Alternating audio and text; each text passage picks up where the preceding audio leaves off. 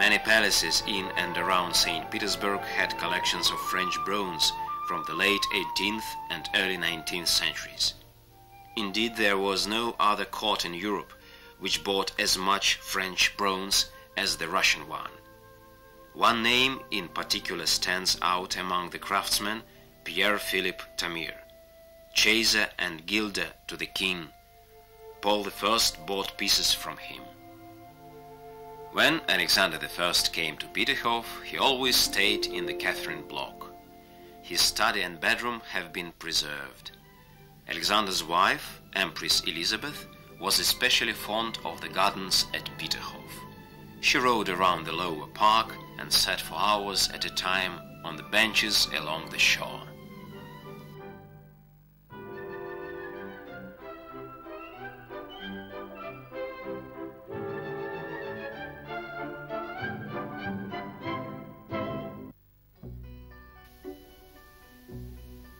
When Peter the Great visited France, he stayed twice at the royal residence of Marly-le-Roi. That residence was destroyed by French revolutionaries some 200 years ago. Beauty has fallen victim to revolutions the world over. But Peter had seen the French Marly and was inspired by its cascades and canal. The little Marly we find at Peterhof cannot of course compare with the splendor of the old French castle, but it has the advantage that its beauty can still be enjoyed. Like the original, the Peterhof Marly stands among artificial ponds. In France, a cascade ran down straight to the facade of the palace. The Russian version also had its cascade, the Golden Hill, located, admittedly, off to one side. The architect, John Frederick Braunstein, used the earth dug out in making the ponds to create a rampart protecting this part of the park from the sea. Despite the northern climate, it became possible to create gardens here which until the middle of the 18th century produced fruit for the royal table. During Peter's reign, each of the 4 small Marly ponds forming a semicircle contained a different breed of fish. The fish in the big pond were trained to come and be fed at the sound of a bell. Peter didn't live to see the Marly completed. Construction work ended a year after his death. As early as Elizabeth's reign, the palace was turned into a sort of museum devoted to the emperor. Many of the things here were once his personal possessions. They include a naval greatcoat and a kaftan embroidered with the badge of the Order of St. Andrew the First called.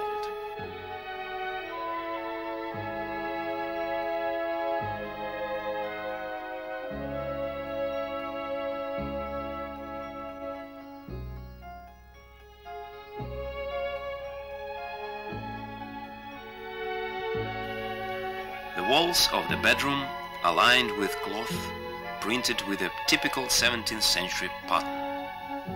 This fabric has been replaced several times, but the records always stated that the original was faithfully reproduced.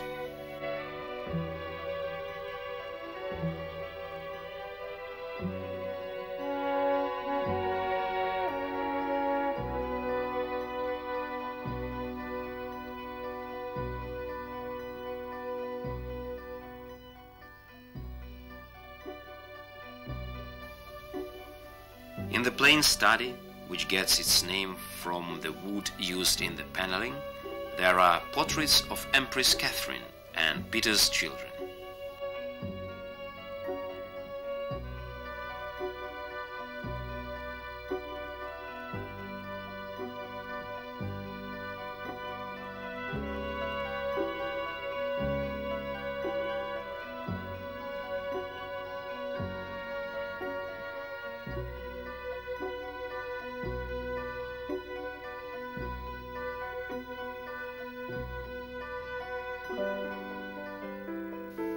The Marly kitchen, like the one in Montplaisir, reminds one of Dutch houses, but the tiles here are finer.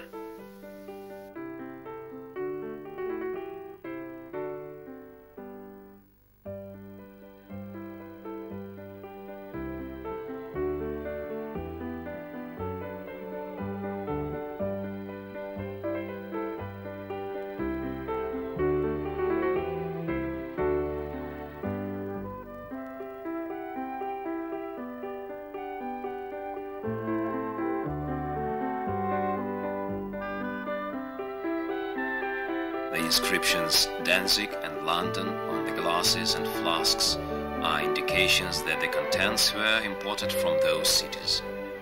The glasses have always belonged to the Marly Palace.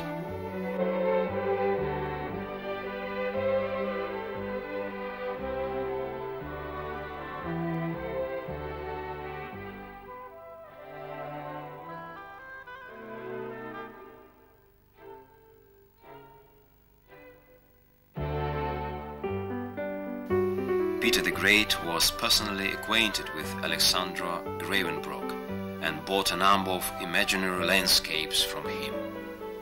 These paintings of harbors, hills and fortresses that never really existed suggest Peter was a romantic, fascinated by the idea of foreign travel. Fabulous landscapes in a fabulous palace that bears the name of a lost castle, Marly.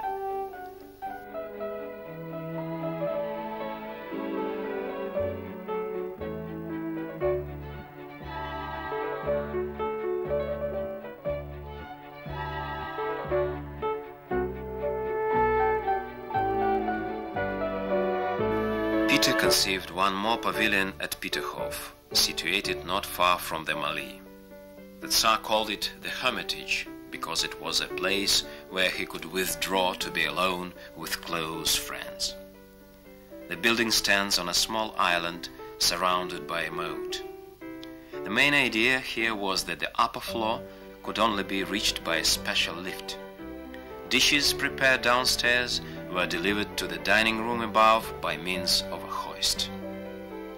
Up to 14 people could enjoy an intimate meal in the Hermitage safe from prying eyes.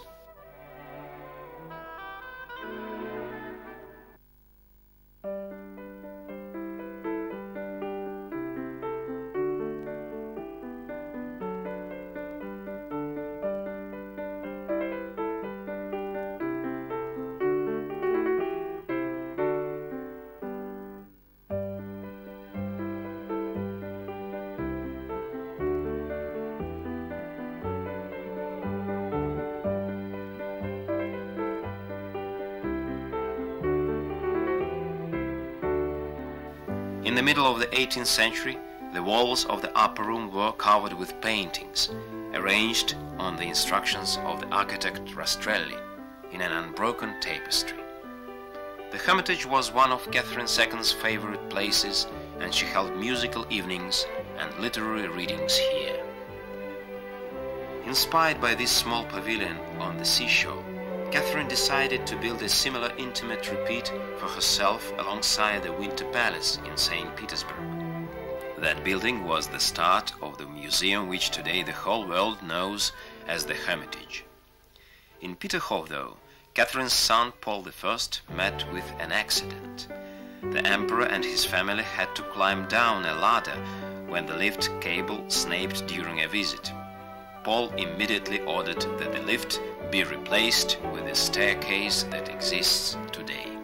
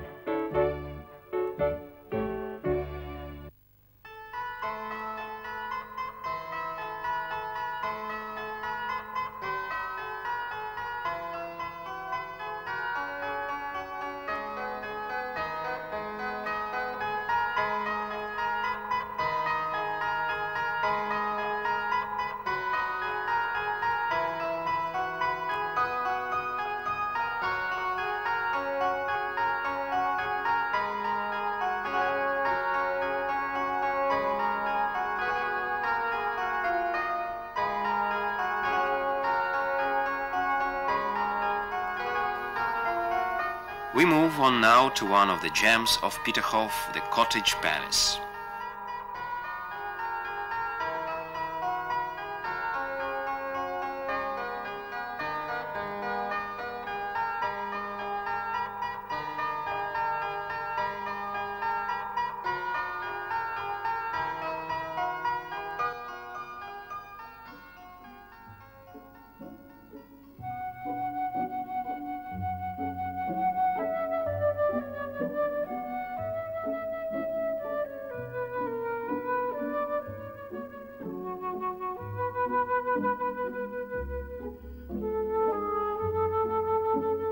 To get there, you have to pass the Chessboard Hill, with its fabulous dragons and classical gods, and the Pyramid Fountain, a unique piece of work created in 1724, in which 505 jets of water form a snow-white obelisk about 10 meters tall.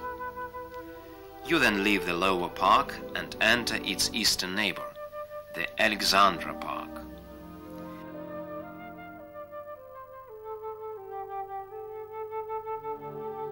In the past too, there were far fewer visitors here.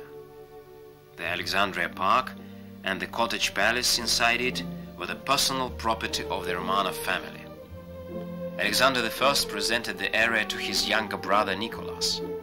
When Nicholas himself came to the throne, he gave the land in 1826 to his wife, Alexandra. A small palace was built there for the royal family. It became known as the Cottage because it was designed by the British-born architect Adam Menelaus in the English Gothic style.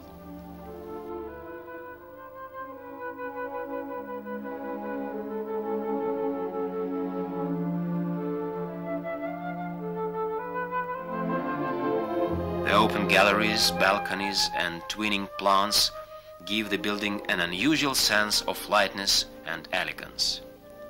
The fountain on the terrace is of Carrara marble. A niche in the north wall contains a Madonna and Child by the sculptor Vitali. The best craftsmen of the day were involved in decorating the palace. The three-tier painting of the stairwell, creating the illusion of a medieval Gothic hall, was produced from sketches by Giovanni Scotti. In the cottage, everything was geared towards the comfortable domestic life. Here the emperor could get away from the affairs of state and feel as much an ordinary family man as the ruler of a vast country ever could. No other palace in Russia, perhaps in Europe, provides us with such a real insight into the private lives of those on whom the fate of millions depended. Alexandria had its own coat of arms. Invented by Vasily Zhukovsky, a noted poet who was a tutor to Nicholas I's children, it consists of an unsheathed sword passed through a wreath of roses, with the motto, "For faith, the Tsar, and the motherland." Depictions of roses can be found everywhere here, a reminder that Empress Alexandra was nicknamed the White Flower when she was still a Prussian princess. There is nothing of the opulent formality of the great palace in the interior of the cottage. The furniture is arranged in an easy manner, forming little corners for conversation, rest, reading or handiwork. The rooms are full of souvenirs and family heirlooms. For Nicholas, these two vases held memories of his eldest brother. Napoleon gave them to Alexander I during their historic meeting at Tilsit. The porcelain clock depicts the central portal in the facade of Rouen Cathedral. It was specially commissioned for the cottage. In contrast to other palaces, the bulk of the paintings here are the work of Russian artists. The present dining room was built later, in the 1840s, by Andrei Steckenschneider.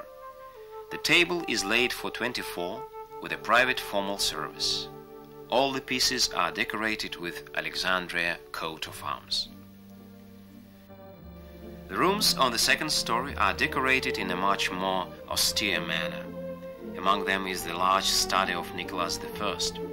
Around the room are busts of the emperor's wife and children. The oak chairs were made in the late 1830s from trees that had been planted in the summer gardens in St. Petersburg by Peter the Great and uprooted in a recent storm. Another room contains a unique clock that was presented to Alexander II. Its 66 dials show the time in the principal towns of the Russian provinces. The 3 dials in the center show the time in St. Petersburg, Moscow and New Archangel, now Sitka, in Alaska. The clock was created by a Russian craftsman in 1861.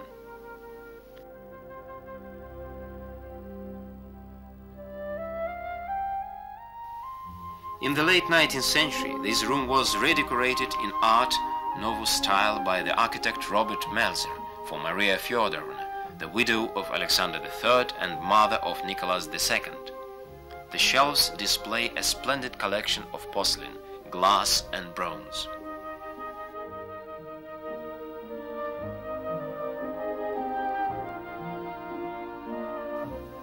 The third-story room facing the sea belonged to Nicholas I.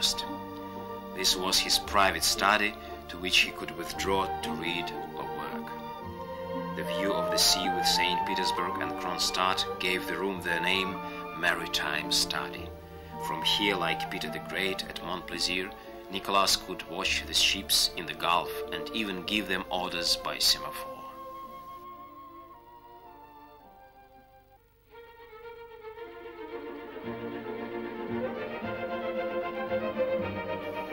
Peterhof is approaching its 300th anniversary.